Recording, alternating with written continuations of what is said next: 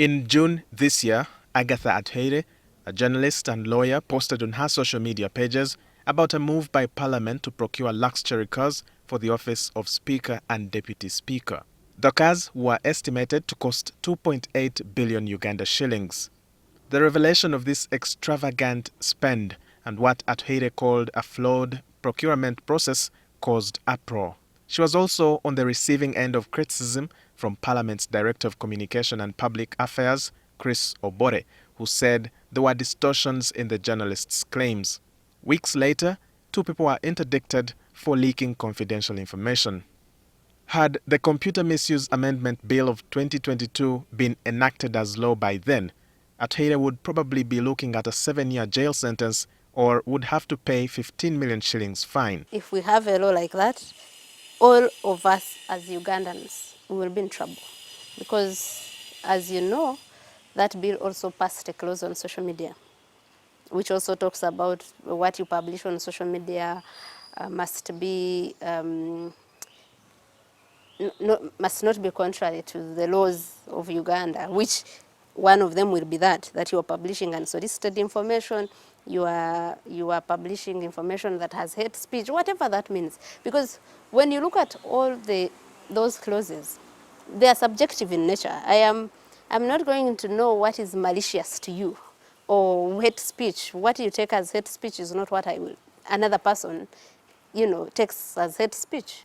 The objectives of the bill, according to Muhammad Nsereko, include enhancing the provisions on unauthorized access to information or data to strengthen the protection of the right to privacy, to prohibit sharing any information relating to a child without authorization from a parent or guardian or any other person having authority to make decisions on behalf of a child, to prohibit the sending or sharing of information that promotes hatred, and to provide for the prohibition of sending or sharing misleading, malicious or unsolicited information, and to restrict persons convicted of any offense under the Computer Misuse Act of 2011 from holding public office for a period of 10 years. However, the bill has received different views, especially on the matter of new offenses and penalties. The Minority Report from Parliament punched holes on its clarity. Lawyer George Musisi says the bill only intends to further suppress freedom of speech and expression. Spreading malicious or misleading information, and it creates an offense which is punishable by over 7 years in prison. But it doesn't define what amounts to malicious information, what amounts to misleading information. What that means is that if there is any law which creates an offense which is not easily definable, the possibility of it being misused and abused is very high. Freedom of information and the freedom of speech in the Constitution is not absolute. However, the exceptions or the limitations have been defined. The Supreme Court of our country already defined that if you are to limit the enjoyment of this right of freedom of information and speech and journalism, you should not go beyond what is fair and justifiable in a democratic society. Now, I want to imagine that Uganda is either a democratic or aspires to be a democratic society. The implication of the bill will be felt by anyone in the business of sharing information.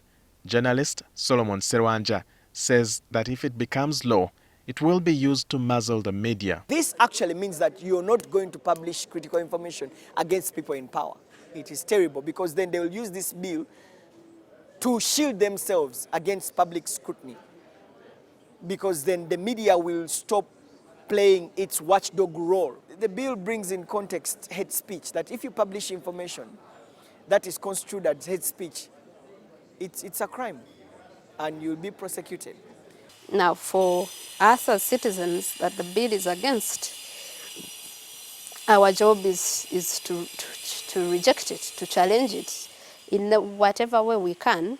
Meanwhile, the acting chief political commissar of the Uganda Police Force, Hadija Namutebi, says some of the contents of the bill affect their work of community policing. We still encourage members of the public not to shy away, as long as the purpose of the information recorded or shared is for the purpose of fighting crime, they will be supported. The Computer Misuse Amendment Bill of 2022 was passed by Parliament on the 9th of this month and only awaits assent of the President. Walter Mwesije, NTV.